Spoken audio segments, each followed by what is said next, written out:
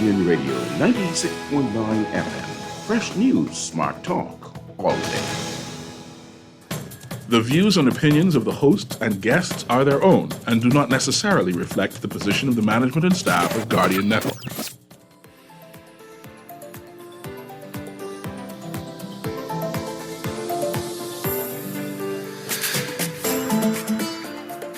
Good morning and welcome to Guardian Radio AM. Today is Monday, April 24th, and it's a little after 11 o'clock in the morning. Once again, this is C.A. Newry, and I shall be your host for the day as we analyze some big-time quotes. Some quotes that evoke some emotion, some quotes that I'm not too quite sure what it means. On the last show with Erin Green on her on the clock. On the clock, right? She read a quote that we didn't get to finish with, right? And I said, no, we could start up with that, you know? Can a man, or let me change that. A man should not have to rape his wife versus a man should not rape his wife. And I always ask Aaron, what does that mean?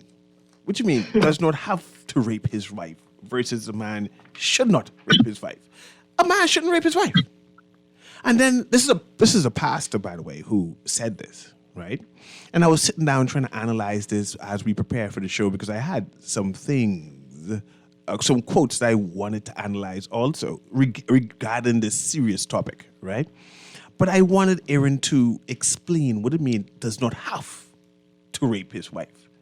I don't think I have to rape my wife, right? Right, no, but that's not, I don't think so either. That's not what it was.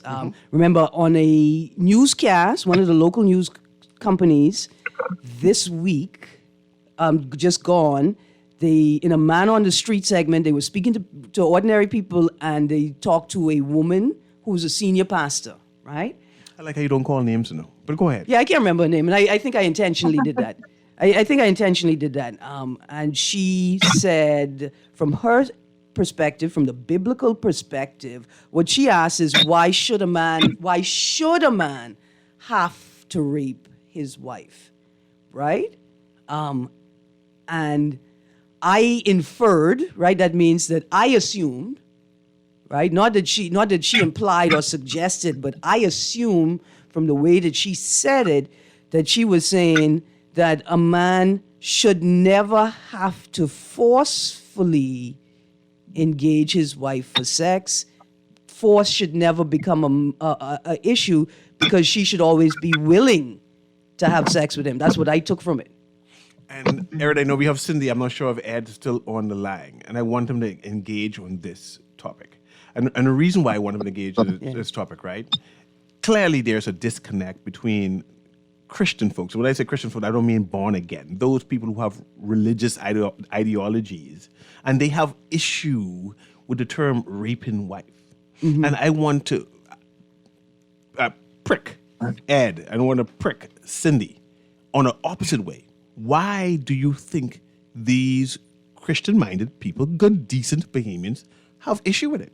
And I want to have that reverse conversation so Aaron and I can analyze it and come to a conclusion so we can solve this issue. Any one of you could go ahead. Could I, if you don't mind, because I'm going to leave in a couple of minutes, but, this all becomes very perplexing for me. When laws are made to protect those who are impacted by the absence of those laws. So if, for instance, the lady who you spoke to feels that she cannot be raped in her marriage, then if there is a law on the books that deals with marital rape, then she need not be concerned if indeed she's ever raped, quote unquote, by her husband. Okay? What she is doing, however, is trying to project her view and her acceptance of something onto someone else. Because there could be another woman who is being raped by her husband, and she needs that law to protect her. It's the same thing with stealing.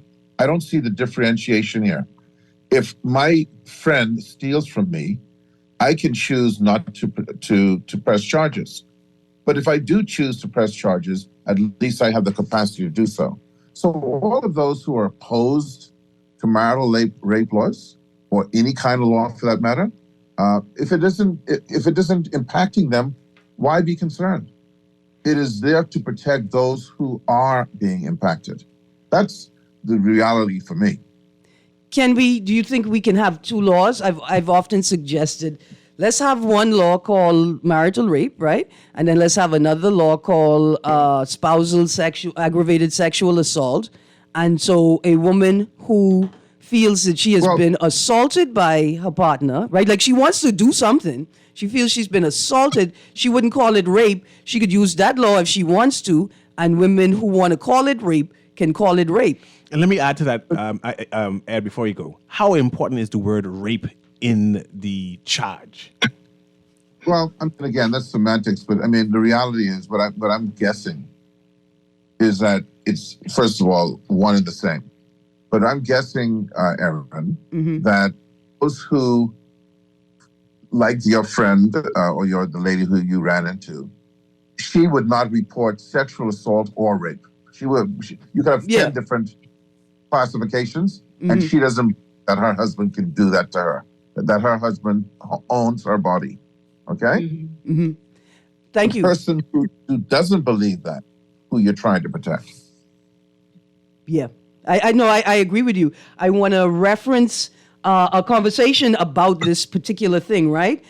We have the Minister of National Security who is referenced as saying, if you want to, the article is the 7th of March, 2022 in the Nassau Guardian, call it something other than rape. And the Minister of National Security speaks, if the goal of criminalizing marital rape is to get convictions, then the government, quote, better call it something other than rape, close quotes. Wayne Monroe said yesterday, Monroe, who was speaking on the issue at a meeting of the PLP men's branch, and so he's speaking in his capacity as a member of the party and not necessarily as a Minister of National Security, said the question may also come up that the government should seek the will of the people on the issue. He says, I can tell you, in my judgment, if we decided we want consent to sex given at marriage to be able to be withdrawn at any time and for any reason so that you can commit an offense of having intercourse with your spouse without their consent, if we want to succeed in getting convictions for it, we better call it something other than rape. I want to pause there and say that I don't think it's just about, quote unquote, getting convictions, right? I think the first thing is this, it's about eradicating the behavior from the culture, right? Right. As well as getting convictions. Producer, I see somebody flashing and they may be on a cell. When they flash in again, pick it up for me, please. Right, and so saying you're absolutely correct. Yeah, it's not about convictions, right? Well, no, it's not just about convictions, right? But here's the second thing. No law is. Even if it was about convictions, right? When I see that they changed the term statutory rape to unlawful sexual intercourse, right? And they're telling me, well, you want to get convictions, you're going to have to make it easier to convict these guys, and calling it statutory rape ain't going to do it, right? Suggesting that the child doesn't have any good sense or capacity to recognize what they're doing is not going to be helpful. So I say, okay, then, whatever you think we need to do to make it easier to get these predators off the street, put them in jail, I good with that. But then it turns around, you giving them plea deals, and what I perceive personally, no legal opinion, I'm not questioning any judge in their capacity. I may be questioning the lawyers that engage in the plea negotiations. A sentence like 4 years, right? What is the use of a conviction if the sentence is so lenient that it potentially does not deter the convicted from engaging in the behavior when they come out of prison, and doesn't deter others from engaging in the behavior as well? What is the use of a conviction? And I'll be honest, what's the use of a conviction if the Minister of National Security could get up and say, if I were his lawyer, I would have worked until I got him a lighter sentence? Well, three things. That's one, what the lawyers do, no matter. See, what really ticks me off about this discussion is when we try to make this law. I'm not going to even refer to it as marital rape or anything right now, because every other country on the planet, almost every other country in the Western Hemisphere have these laws. So we don't need to redefine it. Uh-huh. What I'm confused about is why are we treating this in such a manner that is exclusive of any other law we have? Laws are about deterrence, not convictions. Convictions are about evidence. Mm-hmm. Okay? All right? So no matter what it is that you accuse someone of, you have to have enough evidence to convict them. And then, of course, punishment, which is, I suppose, the ultimate deterrence, is about the appropriateness of the punishment to the crime. So these are just very basic concepts. What we're doing, Aaron, and I'm gonna, so I don't just go in circles. Mm-hmm. What we're doing is, again, trying to battle around something that is simple with confusing it with all sorts of questions. Our problem is, the root of our problem is that we don't believe, as a misogynist society, that this warrants attention. The gentleman said it to you earlier. Why are we wasting time on this? Yeah. If you were talking about his sports car not being able to be imported or anything, he wouldn't care about the two people who had been murdered. If you were saying he couldn't bring in cars anymore, because that would be a big deal for him or her. So Ed, would you go as far to say that it's the issue we're having is cultural, that we have a culture of misogyny in the Bahamas, and that is preventing a overwhelming support of this new bill or proposed bill? Do you think, Mr. Newry, that if somehow this was about abuse of men, or something that impacted men, like let's just say, well, actually, this is about men. This is about, if this was about in a very more direct way that said that males could not have sex on Saturdays, okay, that we wouldn't be overturning that rule in a jiff. Mm-hmm. Remember when we used to have no shopping on Sunday? Let me complicate it a bit more, Ed Fields. Imagine if the religious groupings who celebrate their Sabbath on a Saturday sort of took control of government and passed a law that said no sex on the Sabbath. Men. Exactly. Right. Yeah. So what this is about, if you really examine it, and this is where we have to get to, how do we change it? Because we're not going to change it, to that gentleman's point, by having discussions about it. These are discussions, and I always go to this scenario, Aaron, which I'll come back to. But yes, this is about men, mm-hmm. because what you're saying is men can't have sex when they want. Yeah. Okay, that's what this is about. Okay, and I think that's why we're seeing such a intensive response. Right. Okay, yeah. But you see, this is why I say the fundamental problem is our Constitution.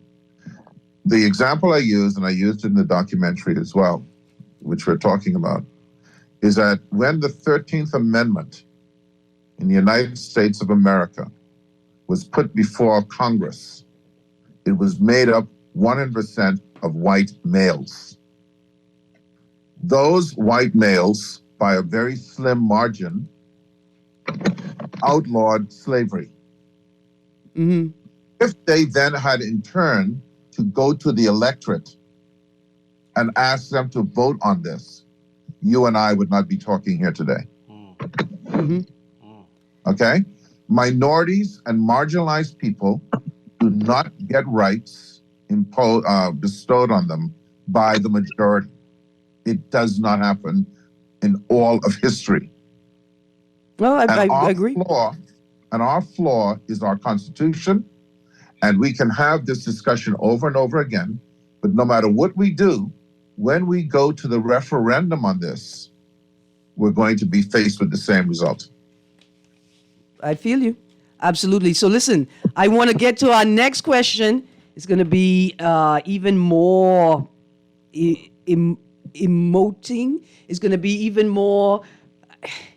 Anyway, hold your head, audience. I'm going to throw it out there. Mr. Newry, can I throw out there the question? Yes, I wanted to read one text to get into that, but let's see if I can find the text All right. quickly. But go ahead, throw the question. So the question is to Cindy, to Ed, and to the wider Bahamas. Remember the call-in numbers, 323-6232, 325-4316, 325-4259. Let's remember to be respectful, everyone. Which is worse? Raping your wife or not being able to rape your wife? Which one is worse? I didn't think that I would ever have to throw that question out. Some people will say, Aaron, why did you even throw it out? Why did you even throw it out? Well, I can tell you why. Because it appears as if the majority of us have a position that you and I may or may not agree with. And if they don't, they're afraid to speak the truth.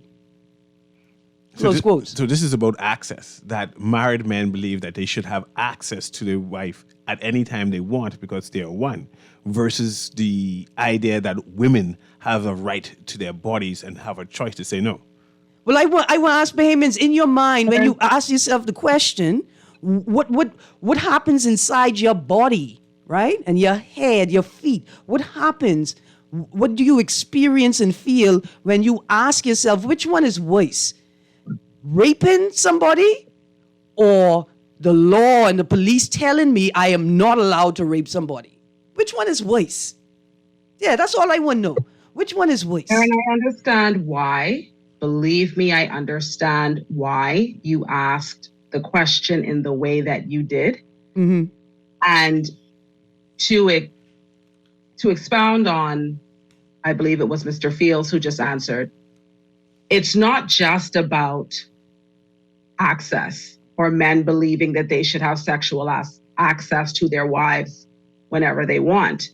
It's also the belief that as a wife, you cannot ever say no to your husband when he wants sex. And if he decides to ignore your no and rape you, even though for so many in this country, they don't consider it rape, it is believed that that husband did nothing wrong. Mm-hmm. And that because you are a wife, you are the property of your husband. And therefore, he can do to you whatever he wants, whenever he wants.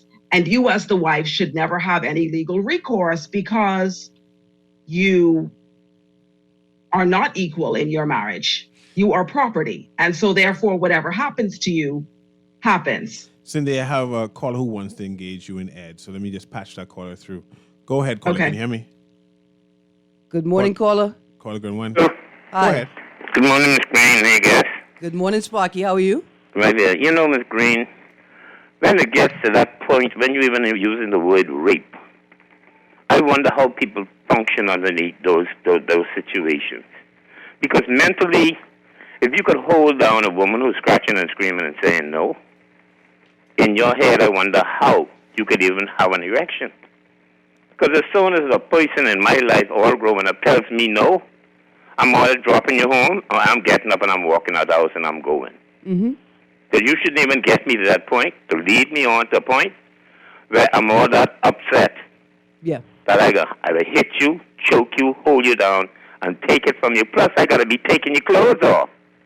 How can you do all of that with a knife in your hand, a gun in your hand, taking the woman's clothes off, Or a smile. and still maintain an erection? You mentally got to be sick. The voice weapon, a smile on your face. Thank But you got to be sick, and this woman is crying and screaming and hoping that... Thank you, Sparky. I want to say I appreciate the contribution that you made, Sparky. Thank you very much. Good morning, caller. Hey, good morning, Aaron. Good morning. How you do? Good morning to your guests, and good morning, Mr. Neary. Happy Monday. Happy Monday to you. Listen, Aaron, every time I hear some of those callers call in, and I agree with Sparky too, anytime I hear some of those callers call in with those negative statements towards that bill, it amazes me that they're actually men Some may be women, but most of them are men. I wonder what they think. You understand? Because in my view, rape is so much more worse than the law being there. Let the law be there for those who need it. Yeah. I wonder what those persons are doing in their homes, why they're fighting against this so much. It amazes me, and I'm very afraid. Well, I'm concerned too, and it's not to say that the people who feel this way or are defending this position are horrible people. It's not that all of them. I question a small percentage, right? But most people are defending a faith. And the faith is more than just this one issue, you see? But I myself don't think that they're all horrible people, It's just that the mentality, you understand? Yes, ma'am. It's a mindset for you to believe that it's okay for what's going on in your home or in the neighbor's house. Well, child, their husband and wife, that ain't got nothing to do with me. No, I feel like, see, my grandma always say, a thief is a murderer. Because if you can build up your mind to steal, eventually you can go further when it gets to the point you can't take what I have, you can try to kill me for it. Yeah. And that's how I feel where this marital rape is. If you can't get what I have, you're going to go to the extra mile. You have some women, they wear these dark glasses and thick makeup. You wonder why. Yeah, sometimes they're hiding bruises. Yeah. You understand? And that's not fair. Eventually, those things could lead to you killing them or they killing you. Escalating, yes, absolutely. Thank you. That's where it goes. In my mind, it goes to a higher level. So you can cut it out at rape. You can save many more lives. Yes, thank you. These attitudes are an indicator of a belief in a power dynamic or power hierarchy in the relationship that could be problematic. I want to read, if Cindy and Ed, I know, Ed, if you have to go, if you're already gone, we want to say thank you very much for sharing with us today. I have this text. It says, "Hello, Aaron, I have a concern. If a married man goes out late one night and commits adultery, then goes home afterwards and have sex with his wife, then the adulteress sends a text to the wife about the encounter, and she responds in revenge in an argument and calls the police and say the husband just raped her. How do we defend that? Because to criminalize marital rape, there has to be some kind of fair process, where not only the examination result is the deciding factor, but also some form of witness." Okay, texter. No, what we do is we bring people sort of before a jury of their peers, and a jury of their peers who go through similar experiences can listen to them and make a determination of who is most likely telling the truth. But I want to say something because we like to talk about protecting the sanctity of marriage. When you wrote this text, at what point did you stop at any point and say the person who commits adultery has already destroyed the sanctity of the marriage? Right? I think this is a problematic example to use, right? The man goes out. Here's the second thing. I want to say to y'all who feel that you are stuck in a marriage with someone who at any moment in time may turn and use the law to try and destroy your life. If you feel that way, that's an indicator that it's time for marriage counseling or to consider a divorce. It's not time to lobby for the laws of the whole country to be perverted to protect people who are in a marriage that they don't have to be in because they fear that their partner is what's the word, vindictive, and is waiting for the right moment to set the law upon them to destroy them. That's an indicator of a problem within your marriage. You shouldn't wait for this boogeyman to appear, right? That it's time for you to seek out marriage counseling. Ed? No, I was just saying, again, maybe people feel that there's more of an opportunity here. But any law can be abused. Mm-hmm. Okay? Certainly, does that eliminate single people from being able to do this? You could have a girlfriend, and that same scenario that person just texted you could apply. Mm-hmm. It doesn't have to be because you're married.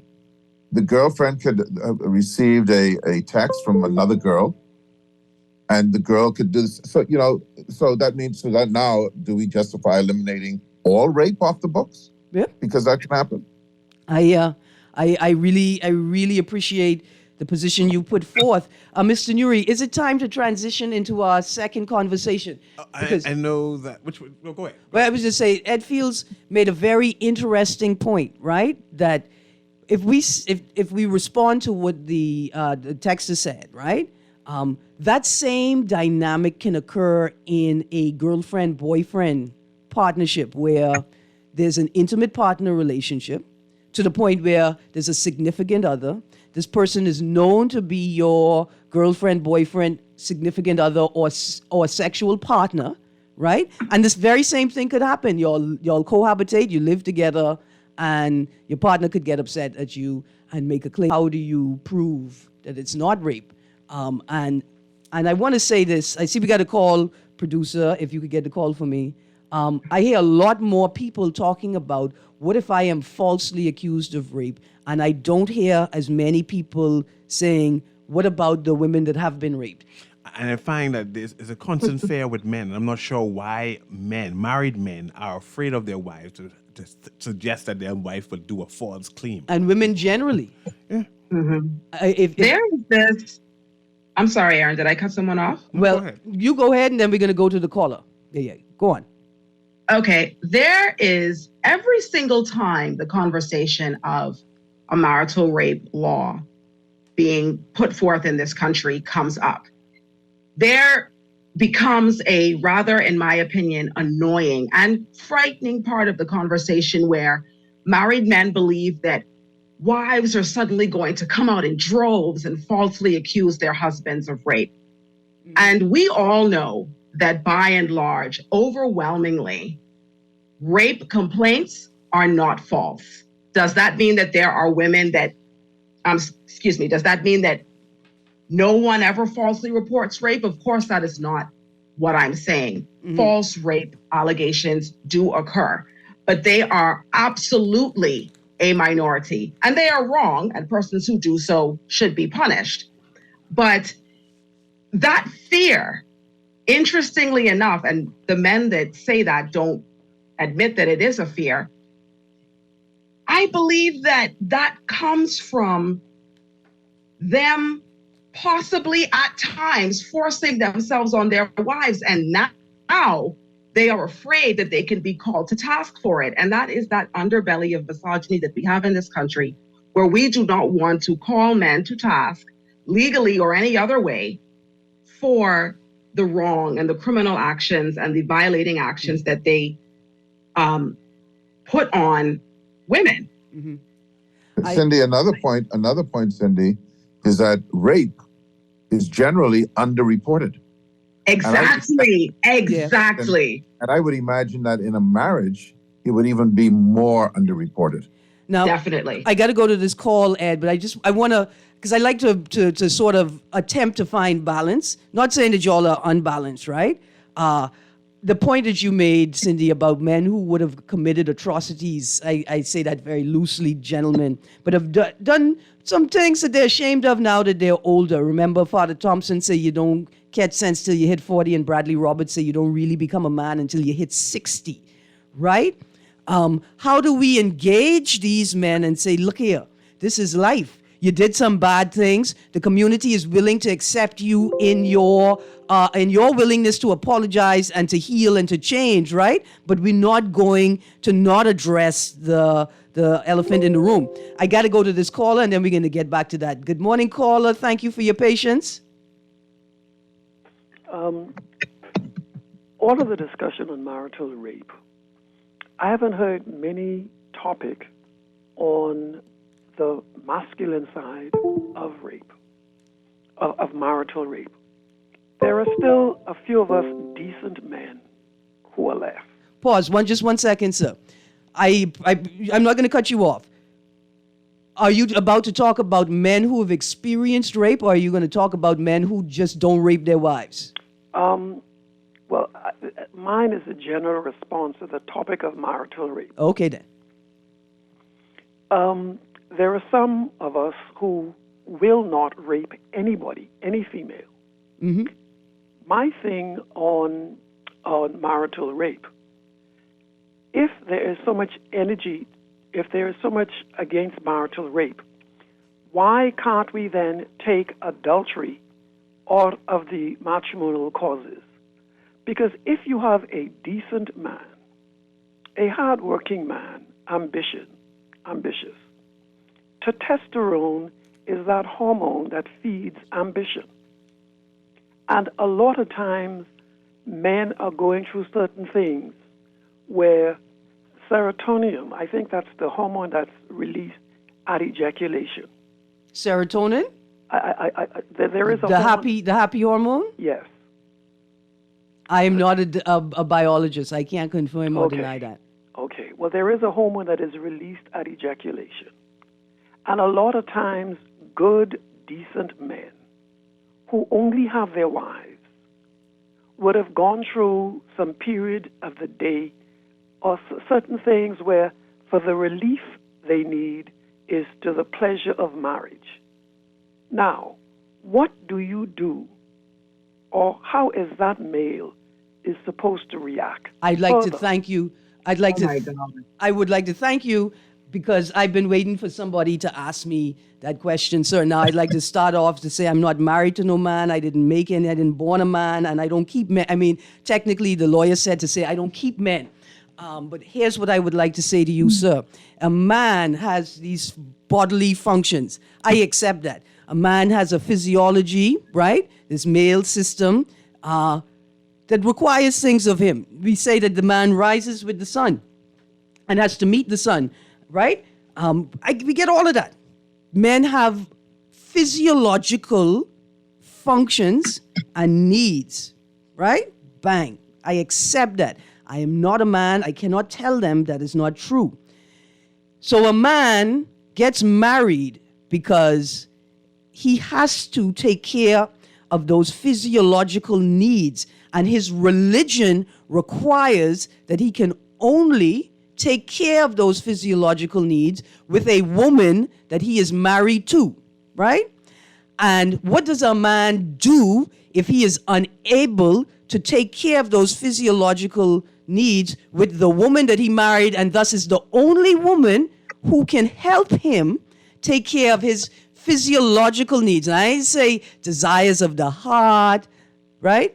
Physiological, biological needs.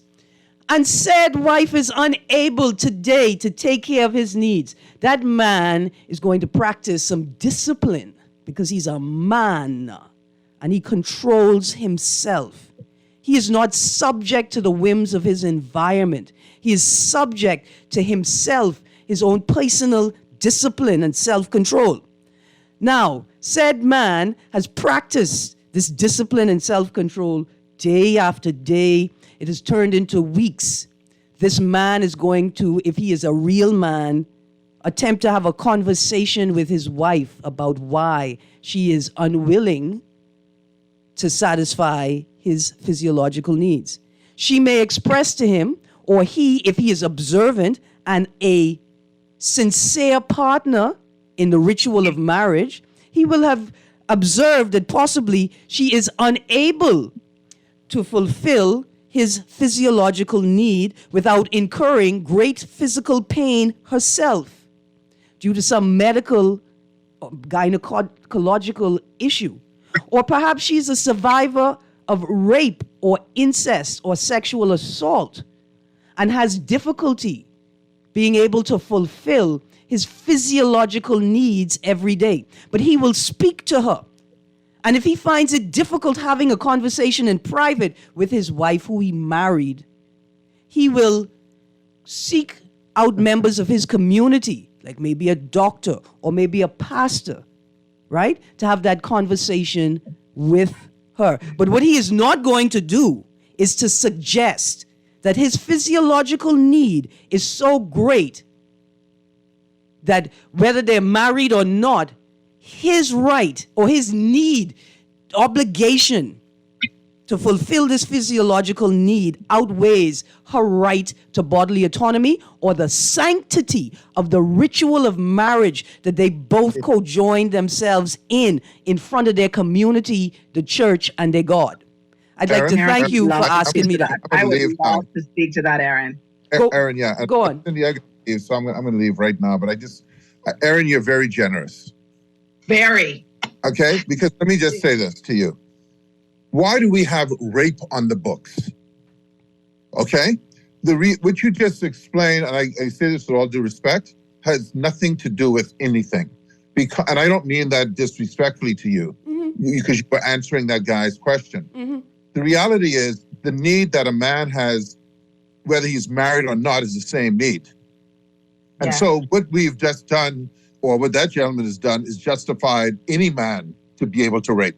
Because not all men are married. Okay? And so that's why they have rape on the books. And that's why they have marital rape, just so they can be clearer, on most of the books in the Western Hemisphere. What we have to ask ourselves is, how did we become so just regressively unaware? I mean, just of why we'd be fighting this. This is not about what a man who is married has a right to do and not to do. This is, no one has a right to take force on another person, man or woman. And I'm just going to leave it at that. And I say thank you for having me, Aaron. Absolutely. Thank you for joining us, Mr. Fields. Thank you for participating in the documentary, lending your voice, lending your support, and sharing the word.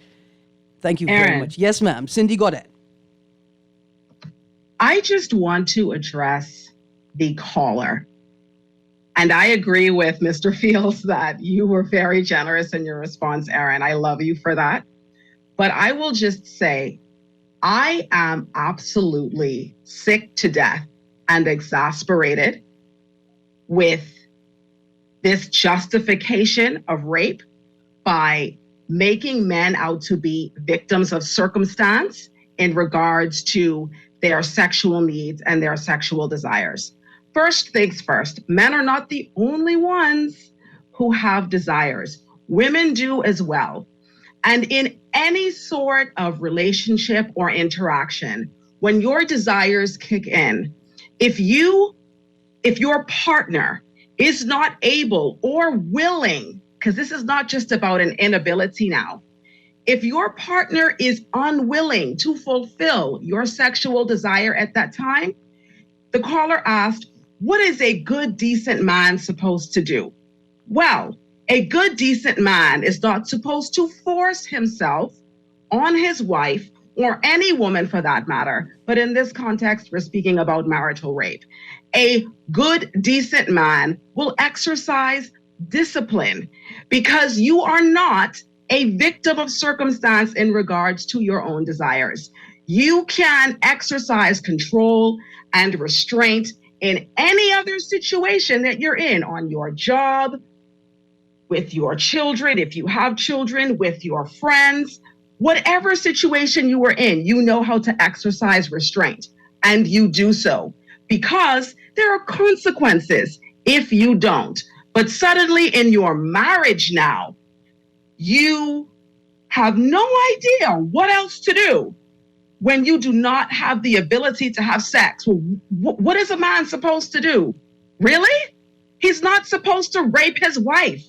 And the fact that we even have to say that in 2023 is downright sickening. The fact that we make men out to be these animals, in a sense, who have absolutely no ability whatsoever to control themselves.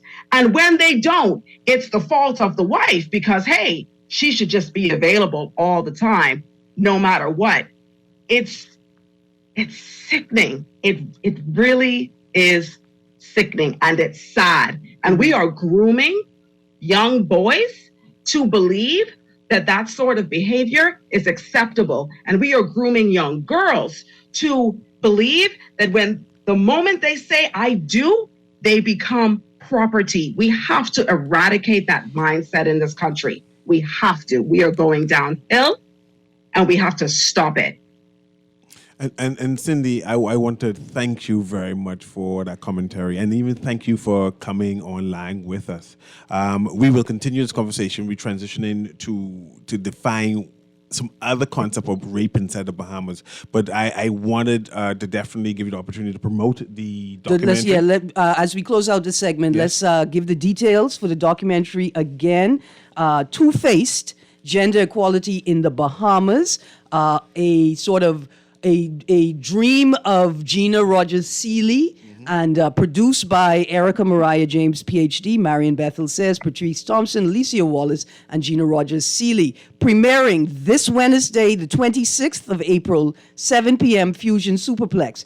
Tickets cost $40. You can get your tickets at Kennedy Medical Center, that's Galleria Plaza West, JFK Drive, Hoffers & Sons, Cable Beach, and Sayers & Co. number 10, Market Street. You can get your tickets, and stay tuned to Guardian Radio because we will share with you details about how you can watch it if you miss the premiere. Yes, and every woman in the Bahamas should go and see this, and the men who love them. Yeah, absolutely. We're going to this commercial break. Guardian Radio in the AM with CA Newry, and of course, Aaron Green is with me. And thank you again, Cindy. Yeah, thank you very much again, Cindy. We'll be right back.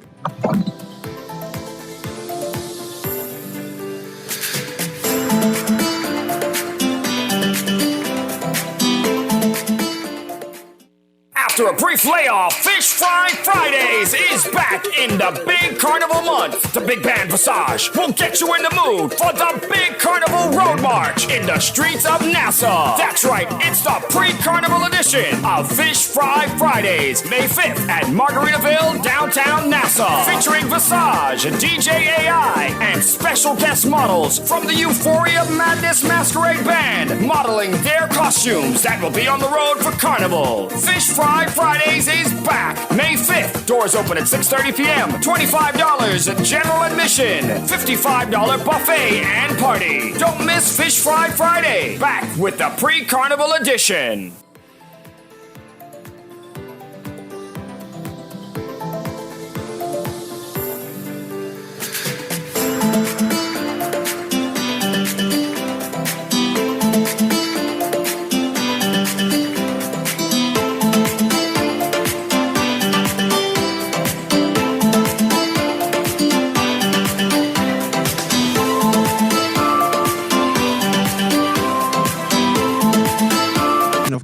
Aaron Green is with me as we have a serious discussion about marital rape and rape in general in the Bahamas, and as we promote the documentary by Gina Rogers Seeley and a team of local advocates and creatives. Yes, and we just want to give them the opportunity to promote this this very important issue. Two-Faced, yes. Gender Equality in the Bahamas, premiering Wednesday the 26th at 7 p.m. at Fusion Superplex. And Carla, I see you right now, but Aaron, you wanted to at least thank the people who actually called. So I was very impressed that we had an engaging conversation. Right, now as we transition, I want to thank the people that called and shared their opinions, and I want to say to the people who shared strong opinions, I hope you weren't offended or made uncomfortable because I shared equally strong opinions on the subject. I want to thank Cindy Gaudet for joining us this morning. We're going to transition to a different part of the conversation. But I want to say this, Cecil, at least these people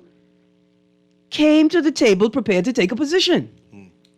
At least these people, like I said, for some of the people I question their motives, some people I can really understand that this issue is a part of, is one part of faith, right? A larger body of issues, right? And they are defending the faith, and they see each issue that you try to engage critically as attempting to destroy the faith as a whole, right? Mm-hmm. So I could see these things, and I appreciate that people join the conversation because there's some people who should be speaking who really seem that like they don't want to speak.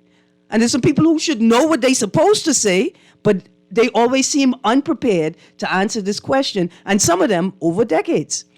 In the news, we've been talking about the abuse of women for a while, and we even picked out and selected some quotes that we wanted to address. But before we get there, let's engage this caller that is being on hold for a minute, and then we just go back to and align our show, our program, with what was trending inside the news. Yeah. But go ahead, caller. Can you hear me? Caller, I thought I was interrupted when I was speaking earlier about decent men. Go ahead. Aaron, in her response, didn't allow me to finish what I was saying. Go ahead, sir. But the gentleman who commented after I spoke, said some things that I wish to remind people. Laws are not for abiding citizens. Laws are for the unabiding citizens. Because decent men will not rape or harm a lady. But the laws are for those who will do. And it's the same with marital rape. There are many of us good, decent, married Christian husbands who won't force ourselves on our wives. But what about the other men who don't have the control that we have? And that's why I was saying, if they want to advocate for outlawing, quote unquote, marital rape, then I think it's only fair to the male gender to remove adultery from the divorce. You have to talk to God about that. Please? I said, that's something you're going to talk to God about, eh? No, God did not speak about marital rape. I think God did sort of talk about bodily integrity and treating your wife and your spouse, right? But more importantly, how does allowing for a woman or a man to go before the court and say, my spouse raped me, right? How does that justify adultery? I don't get it. Because, let me help you. Mm-hmm. If a man has a desire, I think you used the word psychological fulfillment. No, physiological. That's when you're going to tell me that when a man becomes aroused, right, that he has to relieve that arousal, and that happens as a part of his natural function. I'd call that's a physiological need. Yeah. So if he can leave, if he can leave the home and go elsewhere, where as the law now stands, it will be adultery. But if he can go and relieve himself with another lady, then his wife is spared all of the negativity of rape. But what about, okay, see, here's what I'm saying. I don't understand You can't have your cake and eat it too now, Aaron. Pardon? You cannot have your cake and eat it too. You need to tell that to the men them who think they could rape their wives. I pressed the button just now, sir. It was me.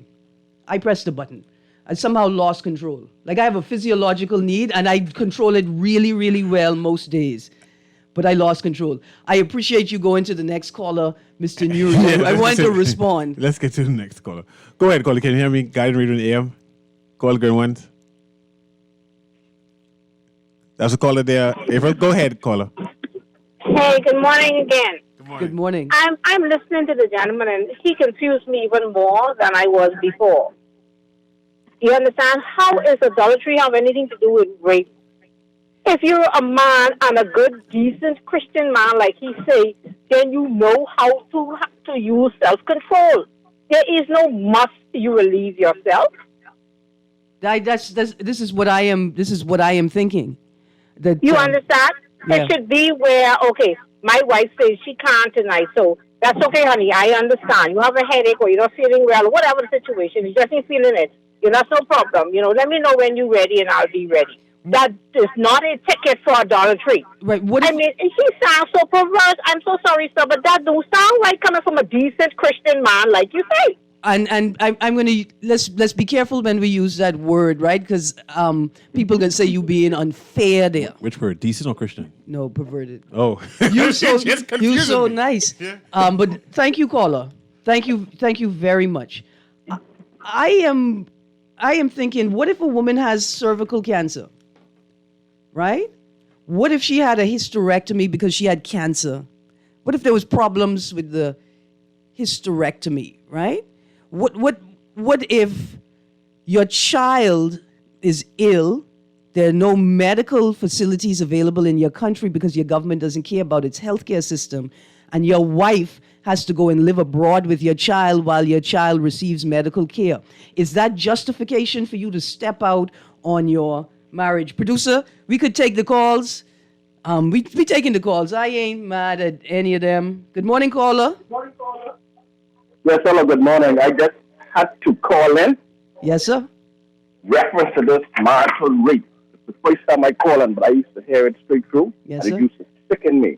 Now, the thing is, right, Pause. It's Men, go on. men have needs.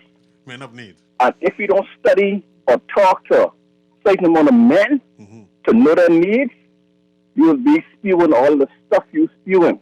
Okay, let me ask you a And question. if they Pause. ask- Let me ask you Yeah. a question.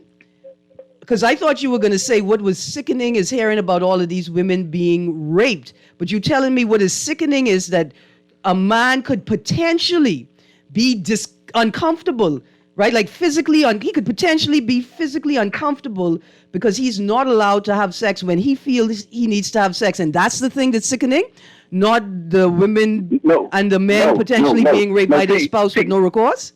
Okay, Aaron Green, let me tell you something. Your topic today was marital rape. It wasn't on adultery. So therefore, stick to marital rape where if a man was separate because hold on, let me That's finish. where I was, Let me but the finish. man told me that if I continue talking about marital rape, then I am opening the door for adultery. In fact, the Minister of National Security said it too. Yes, and that's true. But let me tell you what you ain't seeing. The minute they pass that law, marriage stopped. Ain't nobody getting married no more for what? You And shouldn't. see, what you don't understand. Pause, sir. I am with you. Hold on, pause. I with you. If you think that the women out here are just waiting for that ring to have control over you so that whenever they ready, they could just call the police on you and say you raped them, then don't get married. Then we need to focus on the institution of marriage. And why are people but going let me into tell you- let me marriages tell you with these something else that's attitudes? Let me tell you something else was sickening. All those men who spend 4 years to 7 years in prison for falsely reported on rape against them is sickening. Now, And that is a statistic. sir, So what you need to do where is did go you and get look that at statistic from? Where did I know I pressed the button before you could tell me because I don't think there's an answer.